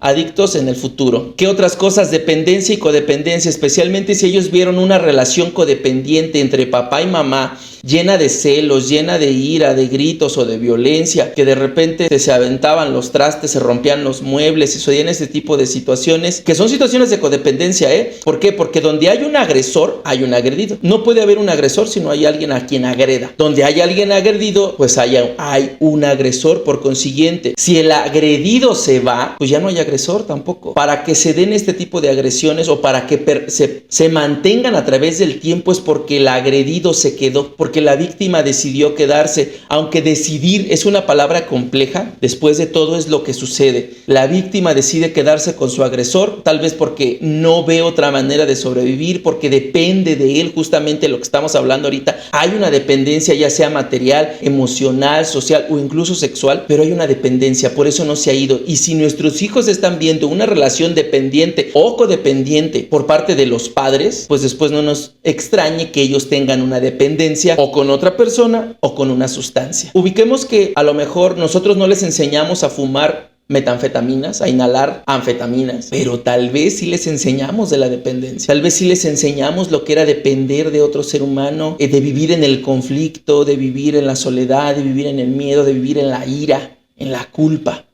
Todas estas cosas son las que cocinan al paciente adicto. Y obviamente, bueno, también si vivieron chantajes dentro o los vieron entre los padres o hacia los hijos. Ver a otras familias consumir mientras la mía no consume. ¿Qué sucede? ¿Qué sucede cuando yo veo que otras familias consumen y la mía no? En la mayoría de los casos es mucho más complicado que se desarrolle una adicción, y si llega a haber algún contacto con las sustancias, para el paciente va a ser muy sencillo liberarse de ellas porque no lo trae integrado en su sistema, no lo trae en su software o en el programa que se estuvo desarrollando durante su infancia y su adolescencia. Y creo que si estamos resolviendo adecuadamente los cuestionarios que se están dejando diario, empezarán a caer estos velos y empezaremos a ver las cosas con más claridad. Pero es muy complejo que tengamos un paciente adicto y que le cueste trabajo, si es que llegamos a tenerlo, que le cueste trabajo dejar el consumo si nosotros no tuvimos ninguna de este tipo de conductas. ¿Qué es un ambiente disfuncional o qué quiere decir un ambiente disfuncional? Bueno, pues vamos a ver, ¿no? Papá, mamá e hijos, violencia, negligencia, chantaje y dependencia. Aquí comenzamos con los ambientes disfuncionales. Un ambiente donde hay violencia es un ambiente disfuncional. Para que haya disciplina no necesita haber violencia, puede haber un montón de disciplina, pero un montón, hijos bien disciplinados o un hogar súper disciplinado y con un montón de amor. Y que cuando esté llegando esta disciplina la podamos recibir con un montón de cariño, porque estoy entendiendo desde dónde llega. La mayoría de nosotros nos equivocamos en el momento en el que corregimos cuando estamos enojados. Es lo peor que podemos hacer. Tenemos que esperarnos a estar tranquilos para corregir. El asunto es que cuando ya estamos tranquilos, ya no tenemos ganas de corregir. Todo lo contrario, ya llegó la culpa y ahora lo que queremos es pagar los sentimientos de culpa. Cuando hay negligencia, hay muchos tipos de negligencia. Cuando los hijos están abandonados, pues cuando hay chantaje, cuando hay mentiras, cuando nosotros somos los que les enseñamos a mentir a nuestros hijos. Obviamente todos les decimos a nuestros hijos que no digan mentiras, nos enojamos cuando nos dicen mentiras, pero ¿cuántas veces nos han escuchado o visto decir mentiras a nosotros? Tal vez mentiras pequeñas, mentiras piadosas. Sí, al final del día la mentira es un mecanismo que nos ayuda a resolver problemas. Eso es lo que es. El asunto es que un niño entiende que a través de decir una mentira me voy a librar de un problema porque vi cómo alguien más se libró, o cuando lo hice pude librarme de un problema. Es que cuando el paciente consume, empieza a mentir de una manera compulsiva. Obviamente hablábamos ahorita de la dependencia y del chantaje. Ambientes disfuncionales. El hijo puede presentar trastornos de déficit de atención, depresión, de hiperactividad o cualquier otro trastorno, pero en un ambiente disfuncional nadie se percata. Si mamá está más preocupada por con quién la está engañando papá, si papá está más preocupado u ocupado de que cuando él se va a trabajar, qué es lo que está sucediendo en casa, si su mujer le es fiel o no, si está más ocupado de cuidar qué es lo que está haciendo su novia, ¿no? Cuando está casado, por no decir su amante, o si se está más preocupado por cualquier otra situación que no tiene que ver verdaderamente con el entorno familiar, si estamos más preocupados por las calificaciones de nuestros hijos que por su desarrollo emocional, que por su desarrollo social, estamos prestando atención a donde no la deberíamos de estar prestando con tanta importancia. Porque todas estas otras cosas de las que hablé también son importantes. También van a ocupar espacio en nuestras actividades, porque a veces es bien complicado que no lo hagan, pero no debieran de ser las situaciones a las que les prestemos más atención. O sea, no debería de ser más importante que nuestro hijo tenga un trastorno de déficit de atención a que con quién está mandando mensajes mi esposa o mi esposo. No debería de ser más importante. Sin embargo, muchas veces lo es. Entonces, aquí observemos a dónde estamos o a dónde prestamos la atención y a dónde debimos de haberla prestado. Buscan en un ambiente disfuncional, los hijos buscan atención fuera del hogar. Y generalmente es con amigos, con vecinos, con gente que no son los más capacitados. ¿Por qué? Porque no hay confianza con la dinámica que se está desarrollando dentro del hogar. Como no hay confianza, como tengo miedo de que si digo esto va a haber consecuencias verdaderamente fuera de lugar. No tengo confianza de hablar esto con nuestros padres porque yo nunca vi que mis padres se tuvieran la confianza de hablar entre ellos, porque todo esto es ejemplo. Es imposible que tú le digas a tu hijo que se abra de sus emociones si no te ha visto a ti abrirte de tus emociones, por lo menos con tu pareja, y que él pueda observar todas estas charlas y todas estas veces que se resolvieron los problemas dialogando, sentados, tranquilos, hablando de temas complejos, hablando de temas difíciles, y no porque los tengan que escuchar, sino porque se den cuenta que estas charlas suceden. Si él no ve que tú te vulneras hacia con él, si él no observa que tú tienes la capacidad de abrirte y mostrar qué hay dentro de ti, él jamás lo va a hacer contigo tampoco. Entonces, no podemos pedirle a nuestros hijos que abran su corazón con nosotros si durante toda su infancia, su adolescencia, nosotros nunca pudimos hacerlo con ellos. Ahora, la sobreprotección desde la culpa, desde el autoritarismo, ¿qué es lo que sucede? No importa, desde la culpa, el estar dando todo, dando, o desde el autoritarismo, conteniendo todo, al final la tendencia va a ser del hijo a huir, a no querer estar, a huir físicamente, irse del lugar físico, geográfico donde está viviendo la familia porque lo tienen demasiado sometido, o cuando lo estamos tratando desde la culpa y le estamos dando todo y lo estamos sobreprotegiendo, también puede el hijo irse así y decir, es que aquí no me están permitiendo crecer. Cuando el hijo está madurando y cuando el hijo está entendiendo, generalmente no es cuando es un hijo adicto, va a tender a irse también porque entiende que no va a crecer ahí donde pretenden sus padres que se quede. O por otro lado, si todo se le arrimó, si todo se le dio, pues probablemente veremos hijos que se quedan en casa hasta muy grandes, en momentos en los que ellos ya deberían de estar formando sus familias o por lo menos haciendo responsables completamente de ellos mismos. Difícilmente lo van a hacer porque pues van a estar esperando a que papá o mamá mueran para ahora buscar a alguien más que se haga cargo de ellos. Falta de comunicación. Esta es otra situación dentro de un ambiente disfuncional. Tocábamos ahorita el tema. No aprendió a expresar lo que siente. ¿Cuándo un hijo no aprende a expresar lo que siente? Cuando no vio a nadie expresar lo que sentía. ¿Cuántas veces recuerdas tú expresando verdaderamente tu sentir? No tus exigencias. Son cosas bien diferentes. Nuestras exigencias y lo que verdaderamente hay en nuestro corazón. Nuestras exigencias son esas cosas que queremos y que creemos que si las tenemos vamos a ser felices. Y resulta que cuando las tenemos de todas maneras no somos felices. Es como para identificar la diferencia entre una necesidad y una exigencia hay un ejercicio muy sencillo. Cuando es una necesidad y se ve satisfecha esa necesidad, en el momento en el que se ve satisfecha, estás tranquilo. Pero cuando es una exigencia, esta se ve satisfecha y de todas maneras tú no estás a gusto. Entonces, tenemos que empezar a ubicar si nosotros fuimos capaces de expresar correctamente lo que sentimos, y lo que sentimos parte de nuestras necesidades reales, de nuestras necesidades reales de afecto, de nuestras necesidades reales materiales, de nuestras necesidades reales sociales e incluso sexuales. De ahí vienen nuestras expresiones, pero si en lugar de expresar lo que sentimos que viene de nuestra necesidad, expresamos lo que dice nuestra exigencia y lo que estamos esperando que los demás hagan por nosotros para que seamos felices, pues nuestro hijo eso es lo que aprende y todo el tiempo está exigiendo y exigiendo y exigiendo. Ahora, no se puede comunicar lo positivo y tampoco lo negativo. Si no puede hablar de lo que le hace feliz, mucho menos va a poder hablar de lo que le hace infeliz. Y bueno, regresamos a las conductas compensatorias. Facilitar el consumo. No pueden ver el problema a profundidad, dan permisos que no tienen que dar, consume aquí en casa, no bebe aquí en casa, aquí donde te podamos ver, donde te podamos cuidar. De repente ya llega el momento, especialmente con la marihuana, que se vive una situación de, bueno, está bien, nada más consume marihuana. Yo voy a serles bien claro y bien sincero sobre mi postura ante el consumo de la marihuana. Cuando es una persona adulta, cuando estoy diciendo adulta, pues arriba de unos 40 años, 35 por lo menos, que ya hizo su vida, a lo mejor ya está casado, o a lo mejor no se casó, pero tiene su negocio o tiene su trabajo, vive de manera estable y solo consume y solo ha consumido marihuana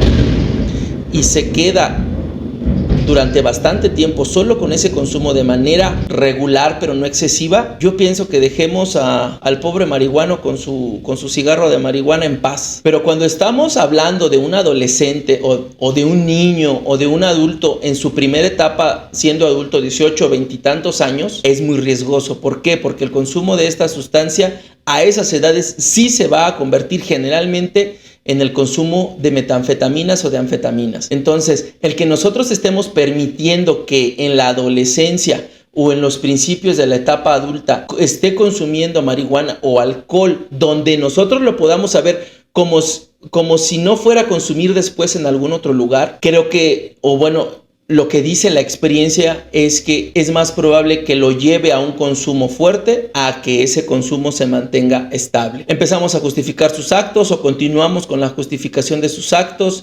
Pobrecito, es que está pasando por esta situación, lo dejó la mujer, perdió el trabajo, y generamos un acto de rescate constantemente. Cosas que ya hemos analizado. Ahora, ¿cuál sería el cambio de paradigma? Sería actitudes contrarias a las negligentes. Ahorita me acordé, ¿no?, de lo que me decía hace años uno de mis padrinos dentro del programa de AA. Me decía, yo le preguntaba, ¿pero qué hago, no? Y me contestaba bien tranquilo: haz lo contrario a lo que siempre has hecho. Nada más.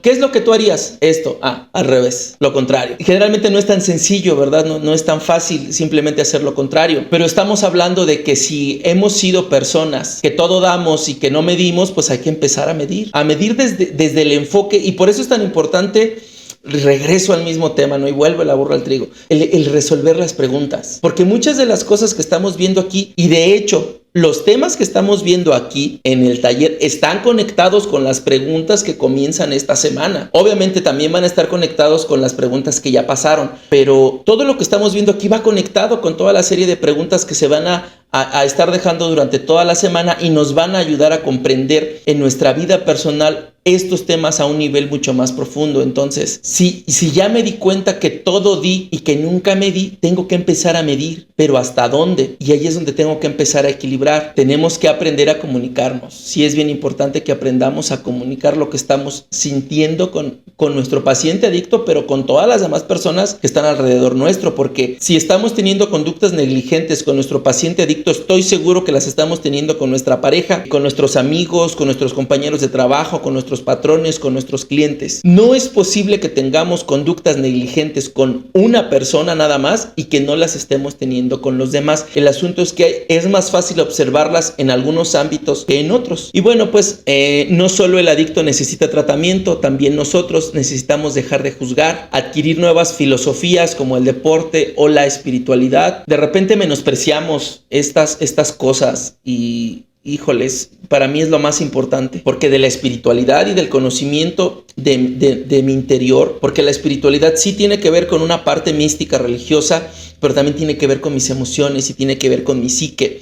Si la situación cognitiva o en mi toma de decisiones o cómo enfrento las emociones no está bien, es un reflejo de que la parte espiritual tampoco lo está.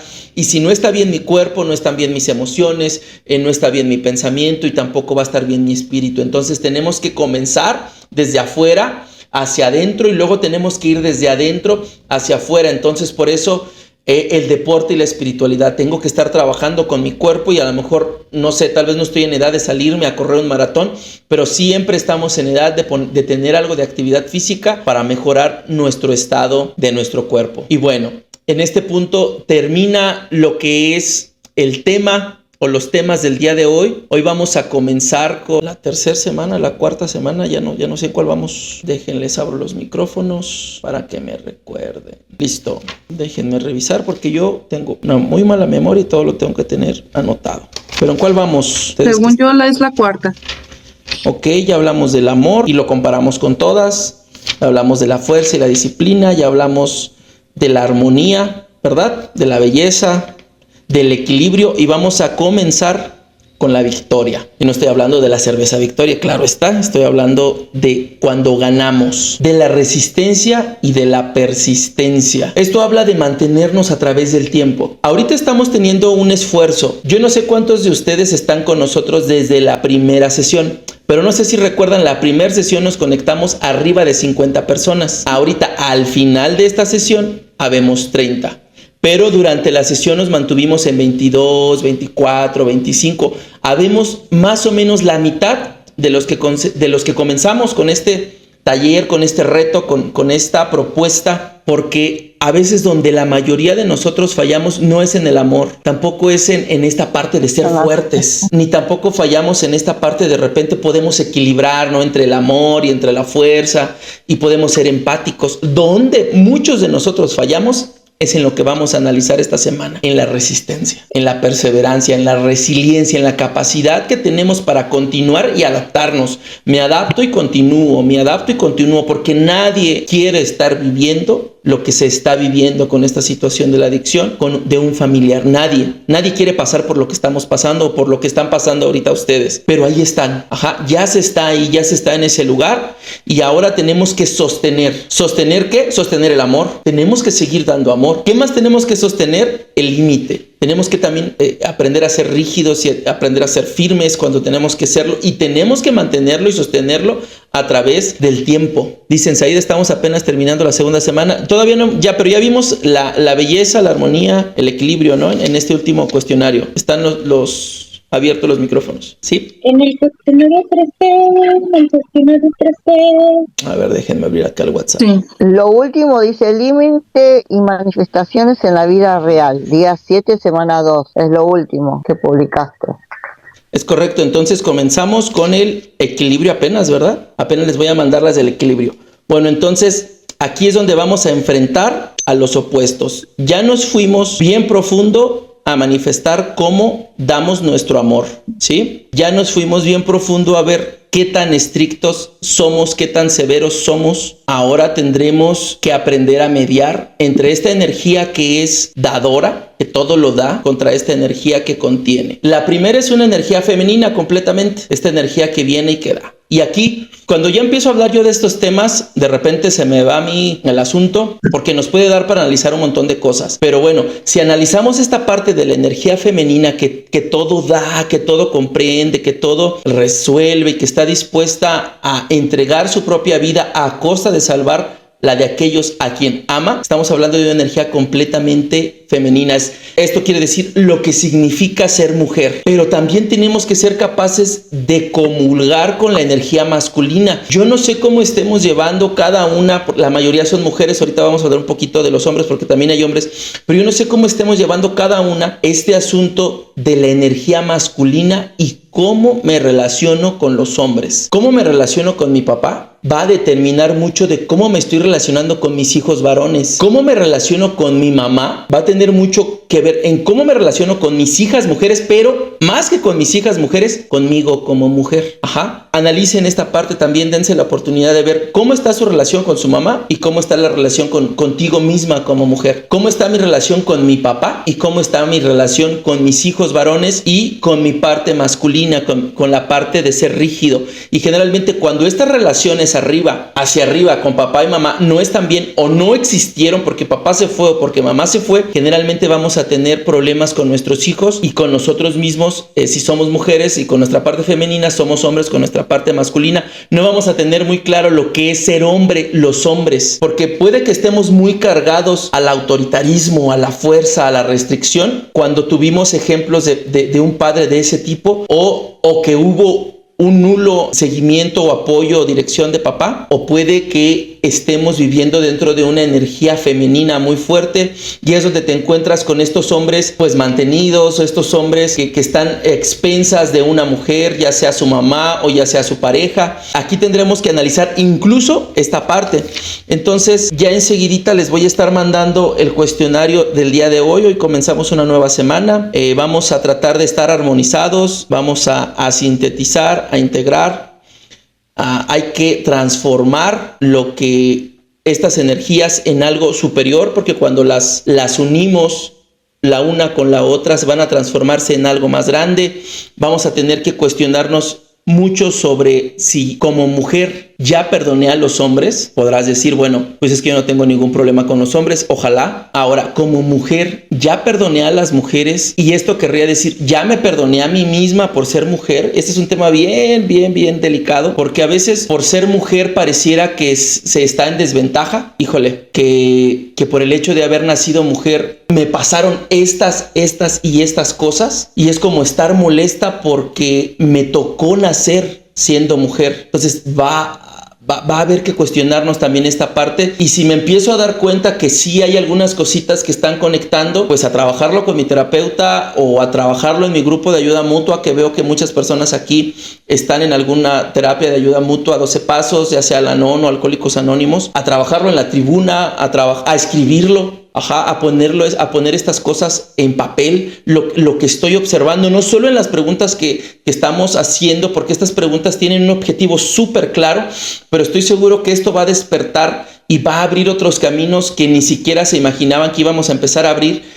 Hay que ponerlos en papel, hay que empezar a plasmarlos, ya sea que los quieras dejar ahí. Yo lo único que te recomiendo es que si los dejas en alguna libreta, los guardes muy bien, porque de repente pudieran encontrar las personas que no quisieras que las leyeran, y de lo contrario, si no necesitas guardarlos, quémalos, escríbelos y quémalos, escribe y quema, porque así no te arriesgas a que alguien encuentre eso que estás abriendo y que tal vez pueda lastimar a alguien, porque tal vez ahí tengas que descargar tu ira, tengas que descargar tu resentimiento, tu rabia hacia alguien, y si esa persona llegara a encontrar lo que estás escribiendo, tal vez es alguien muy cercano a ti, tal vez no puede entender que simplemente estás haciendo este ejercicio para ayudarte a ti misma, a ti mismo, a sanar. No sé si tengan alguna duda, si quieran hacer algún comentario. Creo que desde hace ratito ya tengo los micrófonos abiertos. Sí, si queda alguna duda sobre lo que vimos hoy o algún comentario que tengamos para cerrar el tema. Hola, Said, buenas noches y buenas noches a todos. Hola, Cassandra.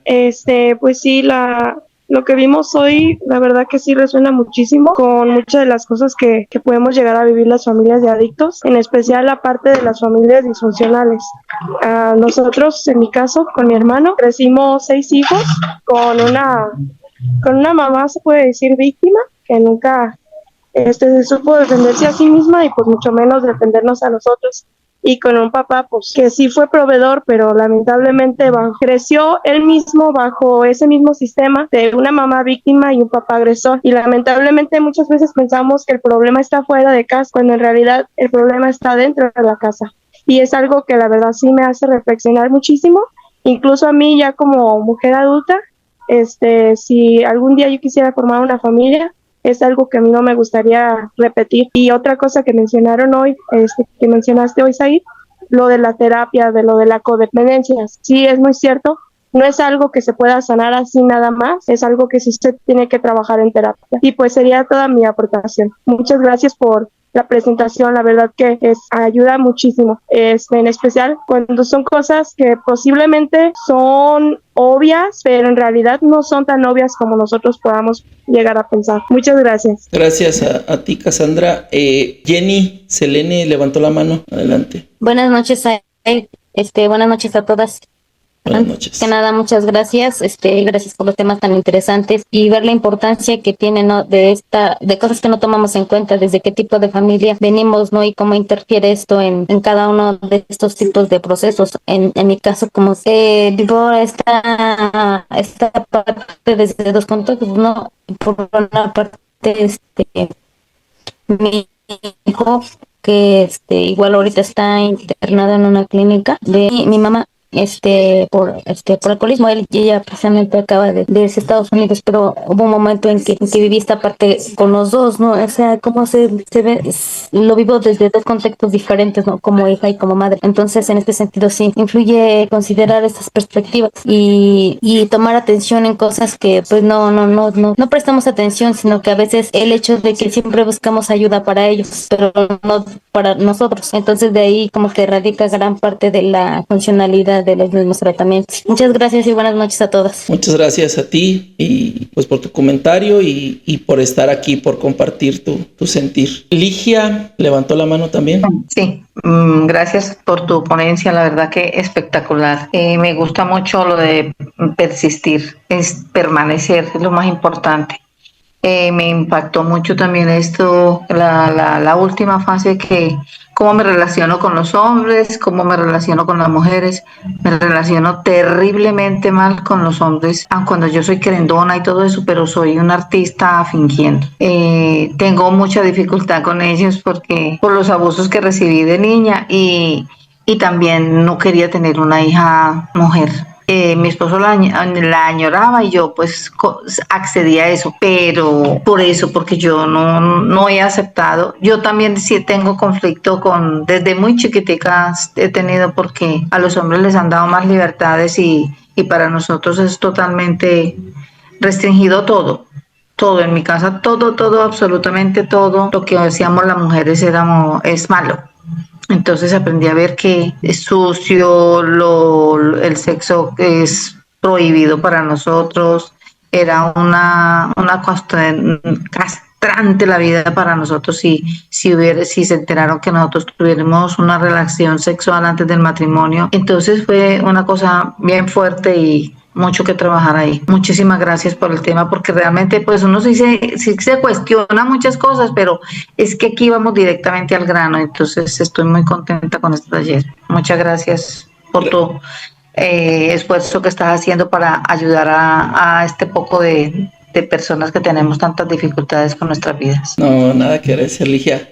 Y fíjate que qué interesante, y gracias en verdad por compartir lo que nos compartiste, porque tal vez esto pueda servir a más personas. En el momento que usted, ya no sé si decirle usted o tú, porque ya le dije de usted y ya le dije de tú, que en el momento que pueda perdonarse por ser mujer, que raro se escucha, ¿no? Es esto que estoy diciendo. Cuando usted pueda quitarse el estigma de la espalda de que soy mujer y que tenía menos derechos, que tenía menos capacidades, y siempre estuvo enojada con esto, pero para sobrevivir tuvo que asumirlo, tuvo que interiorizarlo. Aunque molesta, tuvo que asumirlo y tuvo que hacer lo suyo. Y ahorita empieza a votar, ¿no? Ahorita es como, sí es cierto. Ya me acordé que estoy enojada porque soy mujer, porque yo no decidí ser mujer.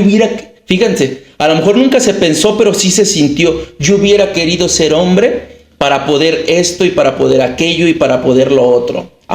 Cuando usted misma pueda soltar esto, pueda perdonar esto, va a ser mucho más fácil que su hija pueda soltar y pueda perdonar, porque de manera inconsciente esto que a usted le transmitieron, porque usted no eligió que se lo transmitieran, también se lo transmitió a su hija y tampoco eligió transmitírselo, pero lo tenía. El árbol de peras solo da peras, no da manzanas. Solo damos lo que tenemos, no podemos dar otra cosa. Entonces, cuando podamos tener algo diferente para dar, vamos a poder dar algo diferente. Cuando usted resuelva estas situaciones, va a ser más fácil que su hija las resuelva, porque incluso hasta por una superación generacional, cuando en esta generación rompemos con los ciclos, ayudamos a que nuestros hijos o las generaciones que vienen después que nosotros las puedan romper de una manera más sencilla. No estoy diciendo que con esto su hija va a dejar de consumir o va a dejar de querer morir, pero si comparamos lo que usted vivió y lo que ella está viviendo, usted quería dejar de ser mujer para poder ser libre, ella es mujer y la única manera en la que ella puede dejar de ser mujer es muriendo. Es lo mismo, ¿sí? Y es un asunto que viene no de usted, que viene de atrás. Porque esto mismo que usted está sintiendo lo sintió su mamá, lo sintió su abuela, su bisabuela. Y nos podemos ir hasta atrás a rastrear desde dónde viene, no vamos a encontrar. Porque viene desde muy atrás, pero lo han estado transmitiendo de generación a generación a generación. Usted no quería ser mujer, ella tampoco, y la única manera que tiene para dejar de ser mujer es muriendo. Vamos a empezar nosotros, ¿va? Muchas gracias, en verdad. Muchas gracias. Había otra manita levantada, si queremos y cerramos con la siguiente participación. Adelante, por favor. Hola. Adelante. Hola, soy Grace. Buenas noches. Yo de verdad quería agradecerte por el tiempo que te tomas por las familias, para las familias, pues sin por el servicio que das. La verdad es que es admirable de tu parte y yo te lo agradezco muchísimo. Y escuchándote, todo estoy desde el principio, me has movido, me ha caído muchos 20, como dicen ustedes. Yo soy de acá de Ecuador. Qué bien. Sí, y quería compartir un poquito para que de repente a las familias que recién empiezan en esto les sirva un poquito. Yo tengo muchos años ya con este problema, con esta enfermedad de mi hijo. Es mi único hijo, él ya tiene 14 años en esto. Yo tengo como unos 8 años en Al-Anon. No es lo mismo que esta charla. No es lo mismo. Ahí trabajo los pasos. Aquí trabajo, mi amor, la luz. Aquí trabajo, aquí me estás pegando el 20 en cosas que necesito, y me encantan las familias que estén aquí para que puedan aprender, porque yo era una de las personas que creía que las clínicas me iban a solucionar el problema. He sido una persona sumamente lenta para aprender y hachuda, no sé cómo le dicen ustedes, terca. Me ha costado horriblemente y lágrimas de sangre aprender que esta enfermedad es familiar. Recién tengo de unos años para acá ya cambiando mi pensamiento, y siento que mi poder superior, que en mi caso es Jesús, es Dios, me ha ido poniendo siempre niveles, y niveles cuando ya siento como que ya aprendí esa etapa, pues me conecta con otro tipo de personas, otro tipo de situaciones. Y lo que le quería contar de mi historia es que he terminado, lo único que no he hecho para buscar ayuda es brujería. Es lo único que no he hecho.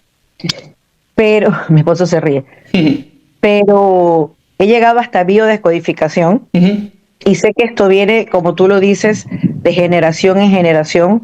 El bisabuelo de mi hijo era alcohólico, su papá es adicto, y él también. Es que, ojo, no solamente va por ahí la cosa. Estoy escuchando lo que tú estás compartiendo aquí, y a mí me cae el 20 en que, claro, ¿cómo mi hijo va a decir lo que siente si yo tampoco lo decía? O sea, no soy adicta a no consumo, pero soy adicto a otras cosas. Tengo otros problemas. Entonces, me ha costado muchísimas lágrimas sanarme, pero he entendido que esta enfermedad ha venido a mover muchas cosas en mi familia, a alinear, no sé cómo explicártelo, bueno, tú sí me vas a entender, a las familias, alinear muchas cosas de mi familia, en mí me ha venido a sanar muchísimo.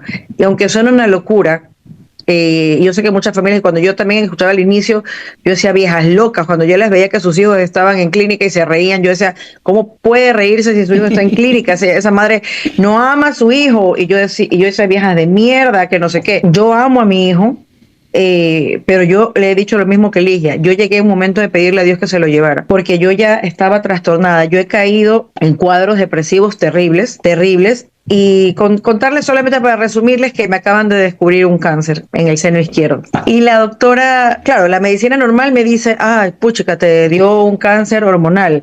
La medicina ortomolecular y biodescodificación me dice, claro que te iba a dar un cáncer. Eso significa tu lado derecho y mamario es hijo. Entonces, gracias a Jesús me lo han encontrado en primer grado y me pudieron solo sacar el tumor. Y gracias a Dios hoy me dieron resultados y estoy libre de cáncer. Qué buena noticia. Solo me van a hacer radioterapia, pero lo que yo les digo es cuánto uno sufre en silencio, porque muchas veces no podemos decírselo a nadie, las madres sobre todo, porque los papás yo sé que son un poquito más fuertes. Es raro el papá que esté en reunión, que esté aquí, más nos topamos con madres, ¿no? Uh-huh. Pero uno se enferma muchísimo, y mientras uno no busque ayuda para uno y crea que la ayuda solamente es para ellos, esto no va a funcionar. Se los digo yo, que tengo 14 años sufriendo con un cáncer que acabo de superar gracias a Jesús, y pagado, no tienen idea cuánto he pagado en psicólogos, en psiquiatra. Tomo pastillas psiquiátricas para la ansiedad porque mis nervios se destrozaron. Yo tomo pregabalina, pero baja, gracias a Dios baja, y mi única manera ha sido aferrándome a mi poder superior y siguiendo los pasos y buscando ayuda para mí. Yo tengo, a ustedes lo escucho los viernes, yo tengo al Anon de lunes a jueves a las 7 de la noche, yo los miércoles tengo otro grupo de autoayuda, yo los sábados a las 8, a las 10 de la mañana me levanto con Ligia, que está en mi grupo de mamás, los domingos a las 8 de la mañana tenemos otro grupo y yo busco mucha ayuda para mí, y eso me lleva a una sanación increíble. Pero quiero que sepan que de tanto creer que mi hijo era el que tenía que sanar y que las clínicas me lo iban a acomodar, mi hijo tiene 35 procesos. 35. Ustedes saben lo que es eso en dinero, en gasto, en cansancio espiritual, en cansancio mental que yo tengo, no tienen idea. Hasta estuve con cuello ortopédico una vez de que, no sé, no me ha dado un infarto por obra y gracia del Espíritu Santo. Pero ver a mi hijo sufrir me ha llevado a cuadros depresivos terribles que me han dejado sin mover el cuello, de lo que se me ha entumecido, de los nervios. O sea, los nervios pueden destrozarnos. He entrado en pánico, en crisis de pánico, sin respirar, y no tienes nada que te tape la boca ni la garganta. Me he quedado solamente queriendo respirar y no he podido. O sea, unas cosas terribles, pero lo que le quería decir es que busquemos ayuda para nosotros, sanemos nosotros. Y de relanchina, pues ojalá ellos se sanen, porque yo sé que no buscaron enfermarse, pero sí son responsables de sanarse. Y me chocó y me hizo mucho clip la pasada que dijiste, así se cocina un adicto en un hogar. Y así exactamente como lo dijiste, lo cociné yo. Exactamente. Yo fumaba cigarrillos, su papá fumaba cigarrillos, su papá era adicto, en mi familia habían puros gritos, era una familia disfuncional, y aquí esta enfermedad nos ha venido a todos a poner de rodillas para ese poder superior nos ayude. Y mi hijo ya estaba en esta condición de calle, como por diosero, y eso me ha hecho a mí cambiar totalmente. No es que ella sea una mala persona, pero me ha hecho ser una persona, valorar más la vida y ser más empática en la vida. Ese es mi compartir, y te agradezco muchísimo por toda tu ayuda que das. A mí me está ayudando un montón. No, gracias, Grace. Gracias por compartirnos. Gracias. Esto se hace con mucho amor, con mucho cariño, y con la esperanza de que pues sirva de algo para todas las familias. Pues cerramos con esta participación, Grace. Gracias a todos. Lo único que les quiero pedir esta noche como tarea adicional es que nos ayuden a motivar a los demás miembros del grupo. De repente es complejo. Yo creo que debe de ser complejo entrar a estas sesiones, especialmente cuando no tienes un trabajo previo. Desafortunadamente yo crecí en los grupos de Alcohólicos Anónimos. Yo llegué a los 20 años a a los grupos de Alcohólicos Anónimos. Voy a cumplir 15 años limpio, y allí aprendí a hablar de esta manera. No sé hablar de otra manera más que directo al punto y al grano, y me imagino que debe de ser un poco complejo para algunas personas de repente enfrentarse con estas dosis de realidad, pero no hay otra forma, no hay otra manera. Entonces les pido esta noche que ahorita que termine la sesión me ayuden. Vamos a motivar a los demás miembros con mensajes de apoyo, de que se unan, de que entren. La única intención es esa: poder llegar a tanta gente como podamos, poder ayudar a tanta gente como se pueda ayudar. Ustedes lo han visto, los que ya tomaron el pasado, los que están tomando no hay otra intención, no hay un motivo por ahí. Solo es que la experiencia que yo viví siendo director de una fundación de rehabilitación de adicciones, tanto con los pacientes como con las familias, y mi propia experiencia como también como alcohólico, y mi experiencia de rehabilitación, pues pueda también servir a todos ustedes. Adicional, claro, a los comentarios que ustedes hacen, que a veces el que ustedes puedan hablar es lo que de repente me importa un montón, porque es donde las demás familias y los demás familiares pueden conectar con su dolor, pero también con la manera en la que están saliendo de esta situación, ¿vale? Entonces yo me despido, les agradezco por haber permanecido hasta el final. Nos estamos viendo la siguiente semana. Los temas de la siguiente semana son generalidades de las sustancias y trastornos asociados. ¿Qué quiere decir esto? Que la siguiente sesión no va a ser como estos temas tan hacia el familiar, ¿no? Que de repente siente como que, oye, me está atacando, ¿no? No, este tema que viene a lo mejor va a ser desde otro ángulo. Vamos a seguir hablando de lo mismo, pero desde otro ángulo bastante diferente. Generalidades de las sustancias y trastornos asociados al consumo de sustancias. Va a estar también muy interesante. Ojalá no se lo pierdan. Nos vemos. Hasta la siguiente. Bye, bye. Muchas gracias, Aid. Buenas noches a todos.